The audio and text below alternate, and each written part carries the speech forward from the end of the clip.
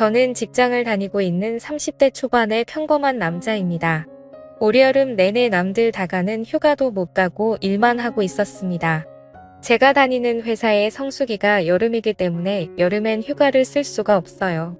여름 내내 일하고 저번 주부터 휴가를 가라고 해서 휴가철 다 지났는데 갈 곳도 없더라고요.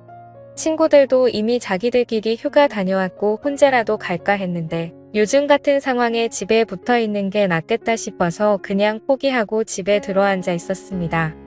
휴가는 받았는데 만날 여자친구도 없고 제 친구들은 다들 일하는 날이라 출근해서 일하고 있으니까 저는 할 일도 없고 만날 사람도 없어서 집에서 뒹굴거리다가 그냥 배달 음식 시켜 먹고 혼자 술이나 마시면서 지내고 있었죠.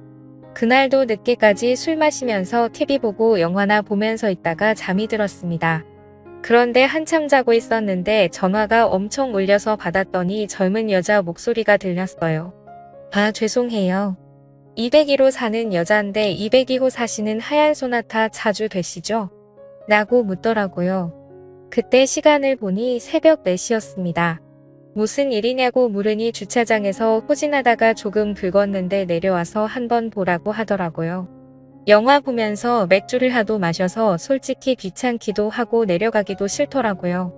그 여자의 말에 따르면 그렇게 티도 많이 안 나고 살짝 긁었다고 하길래 그냥 내가 내일 아침에 일어나서 확인하고 문제 있으면 전화 주기로 하고 다시 잠들었어요.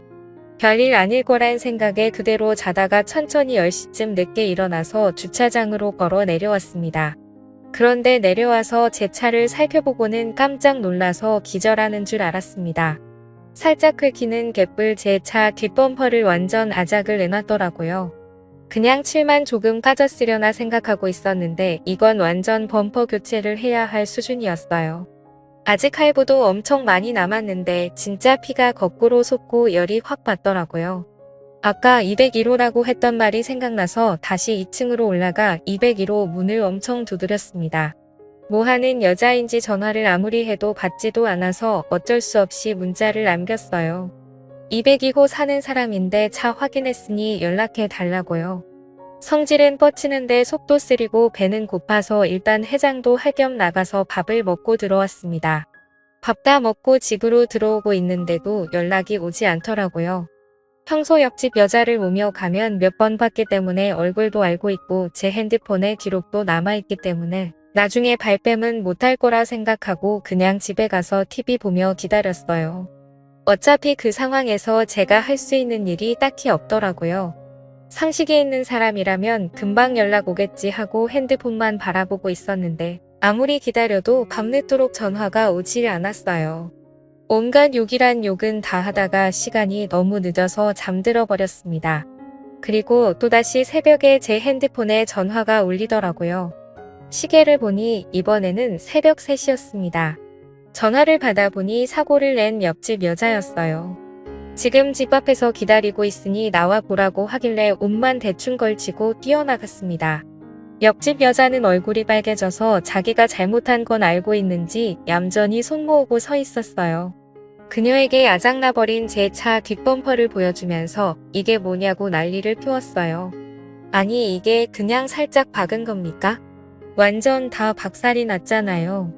제가 말하면서 점점 더 화가 나는 스타일이라 막 따지다 보니까 언성이 점점 높아졌습니다. 그런데 이 여자도 성질이 보통은 아닌 게 처음엔 죄송하다고 하더니 제가 화를 내기 시작하자 기분이 나쁜 듯 고쳐주면 되죠. 별로 좋은 차도 아니면서 엄청 뭐라고 하시네 라고 하는 겁니다. 남자 자존심이 있지.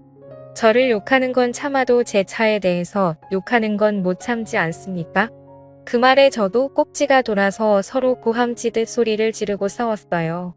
그 새벽 시간에 두 남녀가 동네 떠나갈 듯 소리를 지르고 싸웠더니 불 끄고 자고 있던 이웃 주민들이 불을 켜고 창문을 열고 조용히 좀 하라고 하더라고요. 저는 상당히 흥분한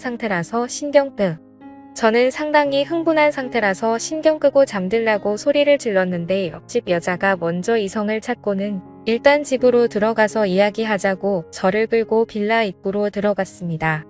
저는 집으로 들여보내기 싫고 아직 화가 안 풀려서 씩씩대고 있었는데 그녀가 일단 그럼 자기 집에 가서 이야기 좀 하자면서 현관문 열고 저를 끌고 들어갔어요. 저를 끌고 들어간 그녀는 진정하고 천천히 이야기하자면서 어디 좀 앉으라고 하는데 집안 꼬라지가 정말 말이 아니었습니다. 바닥에는 술병이 굴러다니고 과자 봉지에 배달 음식 먹은 것도 제대로 버리지도 않고 그대로 바닥에 나뒹굴고 있더라고요. 살면서 그런 집은 처음 봤습니다. 좀 어디에 앉으라고 하는데 어디에 앉아야 할지 모를 정도의 상황이었어요. 저는 평소에 결벽증까진 아니지만 집 청소 자주 하고 정리정돈해둬야 마음이 편하거든요. 군대 다녀온 남자들이라면 무슨 말인지 공감하실 겁니다. 그런 와중에 이 여자가 음료수라도 먹으라면서 냉장고에서 주스를 하나 꺼내주는데 얼핏 들여다본 냉장고 상태를 보니까 먹고 싶은 생각이 싹 사라졌어요. 일단 옆에다 던져두고 그녀와 수리비에 대한 이야기를 했는데 본인 사정이 있으니 조금만 받으라고 하는 겁니다. 이 동네 바에서 일을 하고 있는데 차 수리비를 배상해주고 싶지만 지금 당장 돈은 없고 다음 달 월급이 들어오면 갚겠다고 하더라고요. 자기가 올해 차 사고를 너무 많이 내서 보험 처리하기 힘들다면서 다음 달에 현금으로 배상해주겠다며 사정사정을 했어요. 진짜 집안 꼬라지를 보고 그녀의 모습을 보니 답이 안 나오는 상황이었어요. 바에서 일한다고 하는 그녀는 얼굴은 그래도 봐줄만 했습니다. 몇 살이냐 물었더니 25살이래요. 시간도 많이 늦었고 이미 잠은 다 달아나 버려서 그녀와 이런저런 이야기를 하고 있다 보니까 조금씩 편해지고 제 화도 다 풀려버렸어요. 대체 집은 왜 이렇게 더럽게 해놓고 사느냐고 제가 물었더니 자기가 치울 시간이 없다고 웃으면서 농담으로 저보고 좀 치워달래요.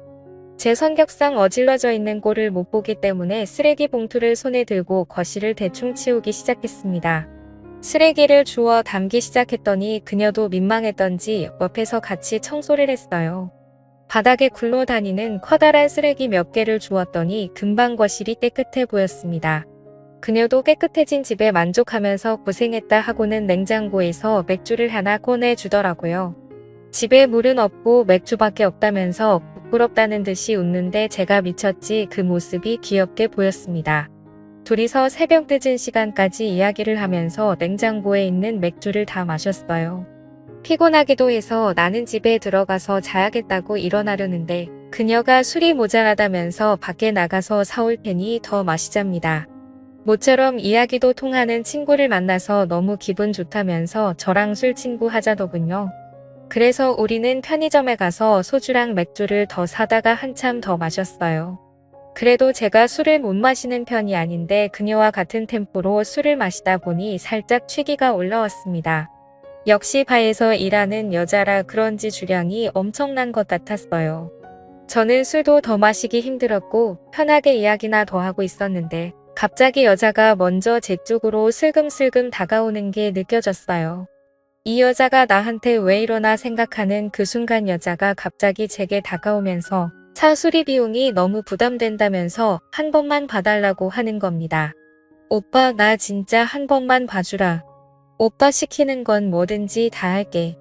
그녀는 제가 보험 갖고 있을 거 아니냐면서 그 보험으로 수리하고 한 번만 봐달래요. 그때 이 여자가 왜 나를 집까지 데려와서 술을 먹인 건지 눈치챌 수 있었어요. 정색하면서 무슨 말이냐고 절대 안 된다고 했더니 눈웃음 살살 치면서 온갖 애교를 부리는데 그 웃음에 마음이 사르르 녹아버렸어요. 그녀의 애교 때문에 입가에 미소가 살짝 번졌더니 그 모습을 보고는 웃었어. 돈 안 받기로 한 거다. 라는 말과 함께 제게 애교를 부렸습니다. 어떻게 해야 할까 고민했지만 여기서 물러서면 남자도 아니었어요. 결국 술 기운을 빌려서 처음 만난 묘한 여자와 사고를 쳐버리고 말았습니다. 아침에 눈을 떴을 때 간밤에 무슨 일이 일어난 건지 기억이 가물가물했어요. 제가 먼저 일어나고 얼마 지나지 않아서 그녀도 눈을 떴습니다. 오빠 소원 내가 들어줬으니까 보상받을 거지? 진짜 끈질긴 여자였습니다. 그래도 약속은 지켜야 하니까 수리비는 안 받기로 하고 보험 처리했습니다. 앞으로 살다 보면 좋은 일이 많이 생길 것 같은 기분도 들었어요. 그 일을 계기로 그녀와 친해져서 지금은 서로의 집을 자주 왔다 갔다 하게 되었고 그녀와 저는 서로를 더 알게 되면서 나중에 서로 애인이 생기더라도 이런 관계를 유지하기로 했습니다. 다들 이런 신기한 경험들 꼭 하셨으면 좋겠네요. 감사합니다.